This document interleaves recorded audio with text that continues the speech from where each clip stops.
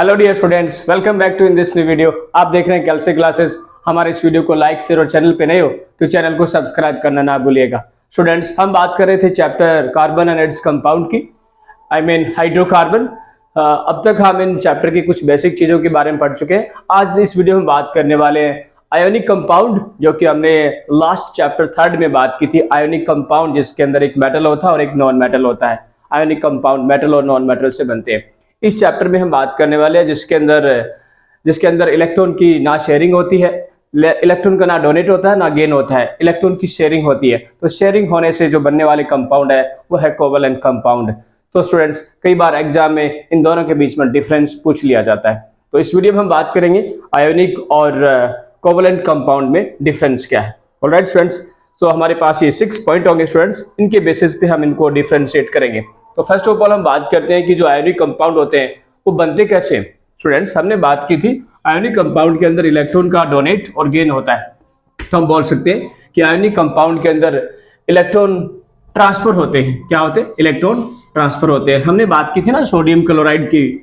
Sodium chloride, sodium का electronic configuration 281 होता है, क्लोरीन का 287 होता है। तो ये एक इलेक्ट्रॉन ये क्या हो जाएगा, क्लोरीन अपनी तरफ इसको, या ये एक इलेक्ट्रॉन सोडियम क्लोरीन को डोनेट कर देगा। ऑलराइट, तो क्लोरीन ने इसको गेन कर लिया और सोडियम के बारे में बोलेंगे तो इसने डोनेट कर दिया। ऑलराइट, तो इस प्रकार से हम बोल सकते हैं कि आयोनिक कंपाउंड के अंदर इलेक्ट्रॉन ट्रांसफर होते हैं, इलेक्ट्रॉन ट्रांसफर होते हैं या इलेक्ट्रॉन डोनेट और गेन होते हैं। बट कोवेलेंट कंपाउंड के अंदर स्टूडेंट्स ऐसा नहीं होता। यहाँ पर इलेक्ट्रॉन की खाली क्या होती है, शेयरिंग होती है, इलेक्ट्रॉन की शेयरिंग, जो कि हमने लास्ट वीडियो में बात की थी।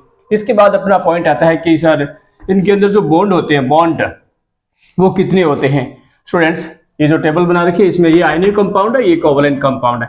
ऑलराइट, आयोनिक कंपाउंड के अंदर ओनली सिंगल बॉन्ड एग्जिस्ट करता है, ओनली सिंगल बॉन्ड एग्जिस्ट करता है।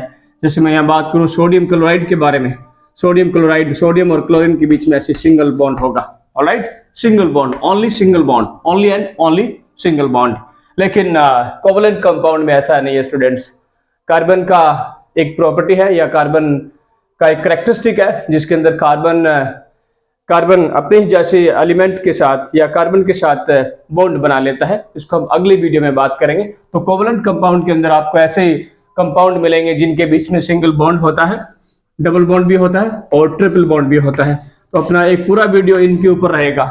इसमें हम बात करेंगे क्लासिफिकेशन ऑफ हाइड्रोकार्बन। सर हमने बात की थी कि जो हाइड्रोकार्बन के नंबर्स हैं वो 3 मिलियन है, 3 मिलियन है, जिसके अंदर कार्बन बॉन्ड बना लेता है हाइड्रोजन के साथ, क्लोरीन के साथ, ऑक्सीजन के साथ, नाइट्रोजन के साथ। ऑलराइट, नाइट्रोजन के साथ। लेकिन अपना ये जो चैप्टर है इसके अंदर जो कार्बन ने अपने बॉन्ड बनाए हैं वो है मोस्टली और मैक्सिमम जो कंपाउंड अपने इस चैप्टर में जो कार्बन के हाइड्रोजन के साथ है। तो चैप्टर का नाम पड़ गया हाइड्रोकार्बन। ऑलराइट फ्रेंड्स, तो यहाँ पे अपने को देखने को मिलेगी कुछ ऐसे हाइड्रोकार्बन जिनके बीच में सिंगल बॉन्ड होता है, कुछ ऐसे हाइड्रोकार्बन जिनके बीच में डबल बॉन्ड होता है, किसी के बीच में ट्रिपल बॉन्ड होता है। सिंगल बॉन्ड कहने का मतलब इसके अंदर जो हाइड्रोजन और जो आपका कार्बन है इनके बीच में जो बॉन्ड होगा, या फिर कार्बन कार्बन के बीच में जो बॉन्ड होगा, सिंगल होगा, डबल होगा, कार्बन के बीच में ट्रिपल बॉन्ड होगा। ठीक है स्टूडेंट्स, तो इसके बारे में हम बात करेंगे अगले वीडियो में, जो कि टॉपिक रहेगा क्लासिफिकेशन ऑफ हाइड्रोकार्बन। इनका नोमेनकल्चर कैसे होता है, डबल बॉन्ड वाले कोवेलेंट कंपाउंड का नाम क्या होता है सर, ऐसे डबल और ट्रिपल बॉन्ड वाले। ओके, अगले पॉइंट के बारे में बात करते हैं।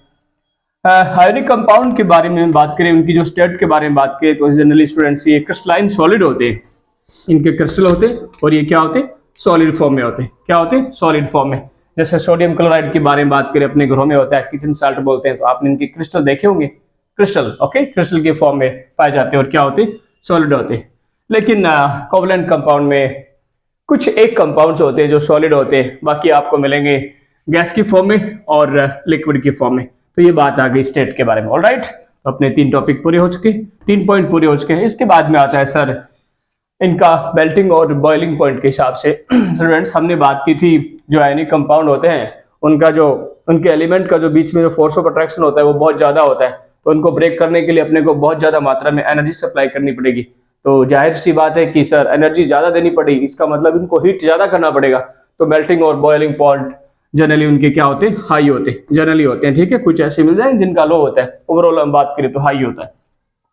और ऐसे यदि हम कोवलेंट बॉन्ड के बारे में बात करें तो इनका मेल्टिंग और बॉइलिंग पॉइंट जनरली लो होता है, इनका हाई होता है और इनका लो होता है। ऑलराइट स्टूडेंट्स, और इसके बाद में आता है सबसे इंपॉर्टेंट पॉइंट जहां से अक्सर क्वेश्चन बन जाते हैं, ये दोनों लास्ट वाले इंपॉर्टेंट है स्टूडेंट्स। इसमें अपना ये पॉइंट है कि क्या आयनिक कंपाउंड इलेक्ट्रिसिटी को कंडक्ट करते हैं, तो ये दोनों के बारे में बात आ जाएगी स्टूडेंट्स। हाँ, आयनिक कंपाउंड है ना, वो सॉल्यूशन की फॉर्म में या मोल्टन स्टेट की फॉर्म में करंट को कैरी करते हैं, क्योंकि मोल्टन स्टेट के अंदर इलेक्ट्रॉन या उनके आयंस को मूवमेंट करने के लिए जगह मिल जाती है, और आयन मूवमेंट कर लेंगे तो करंट कंडक्ट हो जाएगी। लेकिन कोवलेंट कंपाउंड में ऐसा नहीं है। No conduction of electric current का कंडक्शन नहीं होता है। न होने की वजह स्टूडेंट्स अपने 6 पॉइंट है। आयन के बारे में बात करेंगे। आयन, ये जो आपके आयोनिक कंपाउंड है, ये आयन बनाते हैं, दे फॉर्म आयन। जैसे हमने बात की कि सोडियम ने एक इलेक्ट्रॉन डोनेट कर दिया तो सोडियम पॉजिटिव बन गया, क्लोरीन ने एक इलेक्ट्रॉन गेन कर लिया तो ये नेगेटिव आयन बन गया, क्लोराइड बन गया। लेकिन आपको कभी भी कोवलेंट कंपाउंड के ऊपर ऐसे आपको आयंस या चार्ज नहीं मिलेंगे, आयंस नहीं मिलेंगे।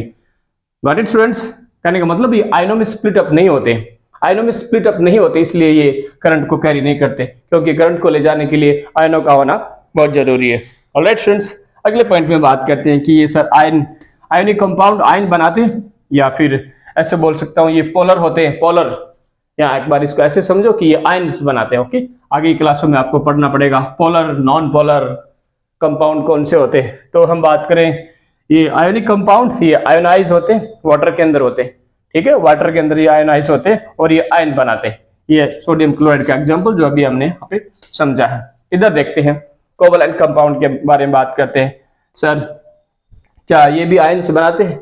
नहीं स्टूडेंट्स, ये आयंसों में स्प्लिट अप नहीं होते, ये आयंस नहीं बनाते हैं, और यही वजह है इनके करंट कैरी न करने की। तो अपने को आगे एक क्वेश्चन देखने को मिलेगा, शायद हमने सेकंड चैप्टर में पढ़ा था, एसिड बेस के अंदर पढ़ा था कि कुछ ऐसे एसिड्स होते हैं, जैसे मिनरल एसिड के बारे में बात करें तो वो तो करंट को कैरी कर लेते हैं, लेकिन ऑर्गेनिक जो साल्ट होते हैं, ऑर्गेनिक सॉल्ट के बारे में बात करें, हमने कुछ कंपाउंड पढ़े थे, एथेनॉल आपका ग्लूकोज, ये करंट को कैरी नहीं करते। कारण बताइए, एक्सप्लेन कीजिए। तो इसका बस कारण एक है स्टूडेंट्स, क्योंकि ये आयनों में नहीं स्प्लिट अप होते, and organic compound don't split into ions, that's why they don't conduct current. Alright, बल्कि आपके ये आयोनिक कंपाउंड है, ये आयनों में टूट जाते हैं, they break into ions, that's why they conduct current. Alright students, तो हम इसको बोल सकते हैं ये नॉन पोलर होते हैं, लेकिन फिर कुछ एग्जाम्पल आपको मिल जाएंगे जो कि पोलर होते हैं, कहने का मतलब वो आयनों में टूट जाएंगे। ओवरऑल हम बात करें तो नॉन पोलर होते हैं।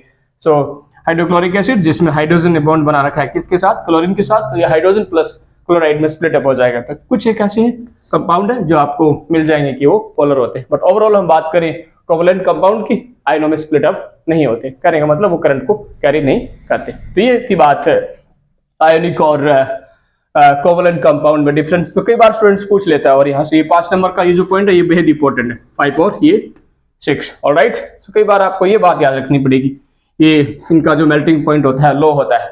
ऑलराइट, जैसे जैसे जो अपने ऑर्गेनिक कंपाउंड के बारे में बात करते हैं, जैसे एक सिंपलेस्ट ऑर्गेनिक कंपाउंड है अपना CH4, इसमें एक ही कार्बन है। ऑलराइट, तो इसका नाम है मैथेन। और दूसरा जो कार्बनिक कंपाउंड के बारे में बात करें वो होता है एथेन, C2H6। ये फॉर्मूले कैसे बने, इनका नाम कैसे ले रहे हो सर, ये मैथेन है, ये एथेन है, आपने कैसे बता दिया? अगले वीडियो में इनका नोमेनक्लेचर पढ़ेंगे, और जिसमें पढ़ेंगे कुछ ऐसे कोवलेंट बॉन्ड होते हैं, कंपाउंड होते हैं, ऑर्गेनिक कंपाउंड होते हैं, जिसमें बॉन्ड सिंगल बनता है, डबल बनता है और ट्रिपल बनता है, और उन्हीं के अकॉर्डिंग उनका नोमेनक्लेचर होता है। ऑलराइट स्टूडेंट्स, तो जैसे जैसे इनका मॉलिक्यूल मास बढ़ता है, मॉलिक्यूल मास, मैं कोवलेंट कंपाउंड के बारे में बात कर रहा हूँ, तो इनका मेल्टिंग और बॉइलिंग पॉइंट इंक्रीज होता जाता है। ऑलराइट स्टूडेंट्स, तो ये थी बात कोवलेंट कंपाउंड और आयनिक कंपाउंड में डिफरेंस की। ऑलराइट स्टूडेंट्स, सो अगली वीडियो में हम बात करने वाले हैं क्लासिफिकेशन ऑफ हाइड्रोकार्बन। सो इस वीडियो में इतना स्टूडेंट्स, थैंक्स फॉर वॉचिंग, जय हिंद।